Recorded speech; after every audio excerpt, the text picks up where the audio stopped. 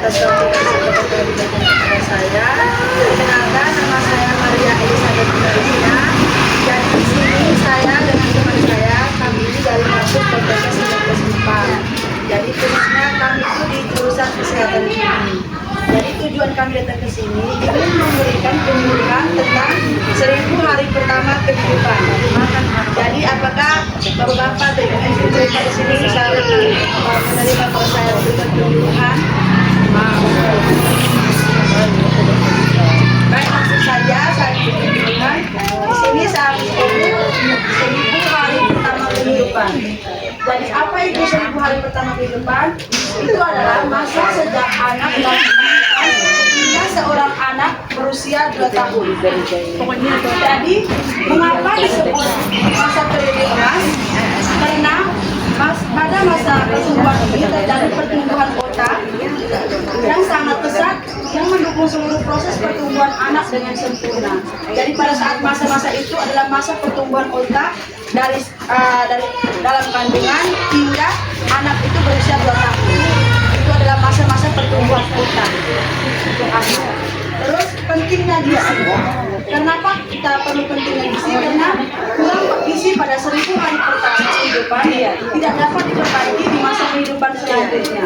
Jadi kalau gizi yang ada di 1000 hari pertama kehidupan tidak terpenuhi, tidak bisa, maksudnya tidak bisa diubah lagi pada saat umur anak itu selanjutnya. Jadi kalau syaratnya ini tidak diperhatikan pada saat 1000 hari pertama kehidupan, anak itu tidak bisa pertumbuhan otak itu tidak bisa diubah pada saat umur selanjutnya. Terus apa yang terjadi jika anak kurang gizi? Itu yang pertama itu adalah pertumbuhan otak terlambat, anak tidak cerdas. Terus yang kedua, pertumbuhan jasmani dan perkembangan kemampuan anak terlambat dan anak menjadi pendek. Terus yang ketiga, anak menjadi lemah dan mudah sakit. Yang keempat, anak akan sulit mengikuti pelajaran saat bersekolah nantinya. Jadi terus selanjutnya solusinya untuk pertumbuhan anak. Itu yang pertama itu nutrisi optimal. Yang terdiri dari pada saat masa kehamilan penuh kebutuhan gizi ibu hamil.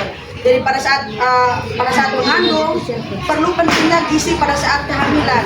Terus yang kedua itu kontrol kehamilan rutin. Contohnya seperti hari ini harus lagi kontrol kesehatan ibu dan anak pada saat ada posyandu begitu. Terus yang ketiga suplementasi sesuai anjuran medis seperti tablet tambah darah. Kalau ada bidan mereka kalau kasih suplemen obat atau obat tambah darah itu harus diminum supaya pertumbuhan anak itu bagus. Setelah itu ASI eksklusif, pastikan menyusui sesering mungkin dan pastikan posisi pelekatan yang bagus. Dari pada saat memberikan ASI itu posisinya itu harus bagus mungkin supaya anak itu menerima ASI itu dengan bagus. Selain itu empati, makanan bergizi seimbang. Perhatikan anak-anaknya makanan agar gizinya itu tuh selalu seimbang. Terus yang berikutnya imunisasi lengkap sesuai jadwal, harus mengikuti imunisasi pada saat kalau ada bidan mereka ada kasih tahu kalau untuk imunisasi harus mengikuti. Terus yang berikut interaksi aktif, ajak bicara, bernyanyi, membaca buku dan bermain. Anak-anak itu kita harus aktif memberikan pelajaran supaya anak-anak itu tidak takut pada berbicaranya itu tidak takut dengan orang. Dan itu kesehatan mental. Kesehatan mental itu contohnya seperti kalau di rumah kalau ada yang orang tua kalau ada berselisih, tolong kalau seandainya ada bertengkar jangan di depan anak supaya kesehatan anak itu tuh tidak terganggu. Baik, itu saja penyuluhan dari saya. Mungkin di sini buat bapak mereka ada pertanyaan, saya memberikan waktu untuk kesempatan.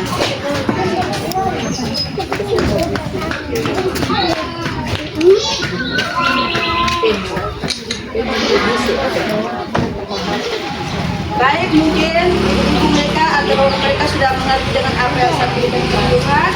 Mungkin itu saja penyuluhan dari saya. Sekian dan terima kasih. Semoga apa yang saya sampaikan bisa bermanfaat bagi kita semua. Terima kasih.